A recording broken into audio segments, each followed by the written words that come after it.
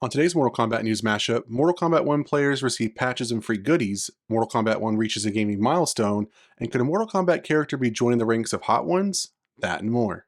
What's up guys, welcome to the Mortal Kombat News Mashup, running on all these news of Mortal Kombat that you might have missed. Let's get to the news. First up, NetherRealm Studios recently dropped a patch for Mortal Kombat 1 that comes with balances and tweaks. As reported by Event Hubs, the changes which were applied via a hotfix included Takeda's enhanced Swift Stride has had its armor's frames lengthened by 10 frames.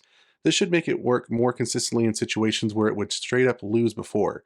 Shooting stars and air falling star now count as a low instead of a mid. On the other hand, Swift Stride phase went from being an overhead to a mid. Tweaks have also been made to some of the cameos, especially for Frost, Tremor, and Farah. Starting with Frost, slightly reduced main fighter recovery after snowflakes cancel, reduced charge delay by 120, and slightly increased recharge rate after snowflakes and Frost now exist playfield 15 frames sooner.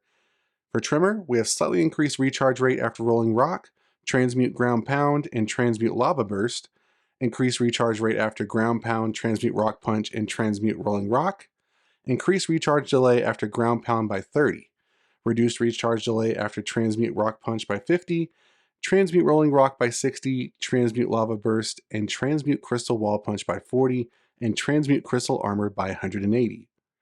It's quite a few tweaks. A lot of balancing out for him.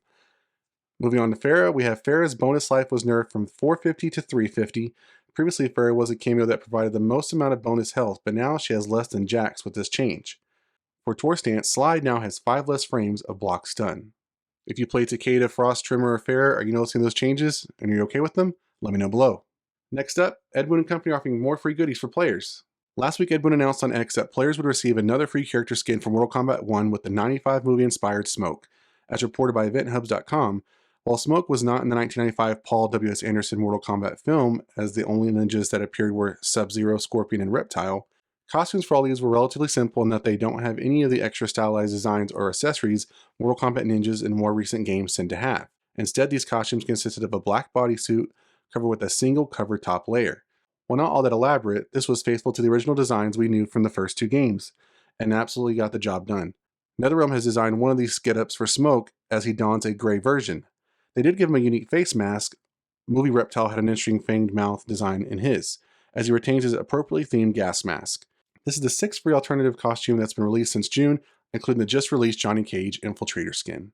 Moving on, Mortal Kombat just hit a milestone that puts it at the top of the fighting game pack. As reported by Game World Observer, Warner Bros. Games announced in a press release that Mortal Kombat 1 has sold over 4 million units worldwide. While we don't know how that number is split amongst the various platforms of the game, last November, Warner Bros. Discovery CEO David Zaslav told investors that Mortal Kombat 1 has sold nearly 3 million copies in less than 2 months since its September 19th launch. The title officially reached the 3 million mark in January of 2024. This means it took Mortal Kombat 1 about 7 months to sell another 1 million copies. Mortal Kombat 11 remains the best-selling entry in the series with over 15 million copies sold globally as of October 22, followed by Mortal Kombat X with over 12 million units sold as of March 2019. The franchise's total sales have surpassed 80 million units. Mortal Kombat 1 launched right between its 2 major rivals, Street Fighter 6, which was June 2nd of 2023, and Tekken 8, which was January 25th, 2024. Street Fighter 6 surpassed 1 million players in its first 3 days, with its life-to-date sales amounting to 3.7 million units as of June 30th, 2024. Tekken 8 has sold 2 million copies globally in its first month. Despite its success, Mortal Kombat 1 attracted huge criticism from core players due to its certain mechanics, balance, and post-launch support. The game currently holds a mostly positive 71% positive rating on Steam based on 18,000 reviews, with recent reviews dropping to mixed 66%. Many users criticized Mortal Kombat 1 for its netcode, poor content support, and monetization, calling some of its skins and microtransactions outrageous. The article goes on to say in September, NetherRealm will launch the Chaos Reigns expansion, which costs $50 and includes a story DLC and a new combat pack. Interestingly enough, Warner Bros. Has just reduced the base game's price from $70 to $50. All these schemes also do not add to Mortal Kombat 1's approval amongst audiences. In gaming jobs news, recent job postings at NetherRealm Studios could give us clues as to what's next for Mortal Kombat, or more from NetherRealm Studios. As reported by GameRant, according to Warner Bros. Games job listings first reported by users at the Expedia Forum, NetherRealm Studios is looking for a senior cinematics animator who will be tasked with, among other things, producing high-quality cinematic animation for a story mode campaign.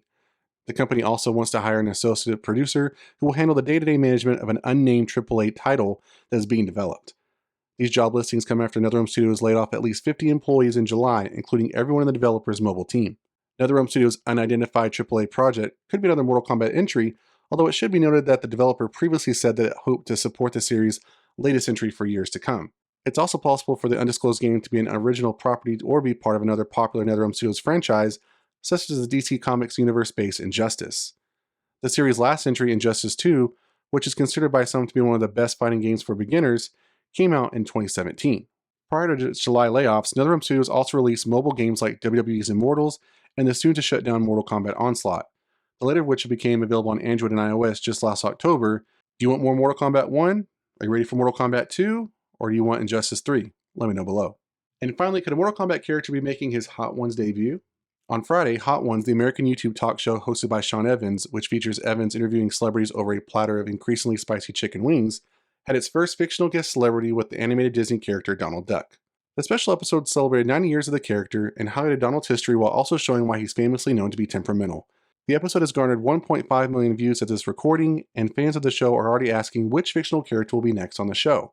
Fellow MK creator Mortal Kombat Addict on X gave a suggestion with the Fire Skull Scorpion. Already being one of the most iconic of the Mortal Kombat characters and recognizable by many, Scorpion seems like the best candidate to go up against the hottest wings Hot Ones has to offer.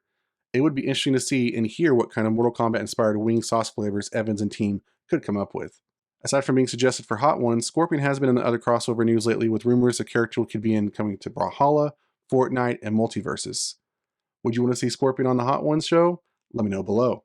And that's it for today's video, guys. If you enjoyed it, make sure to give it a thumbs up. If you want more like this one, subscribe to the channel, and I'll see you guys next time on the Mashup.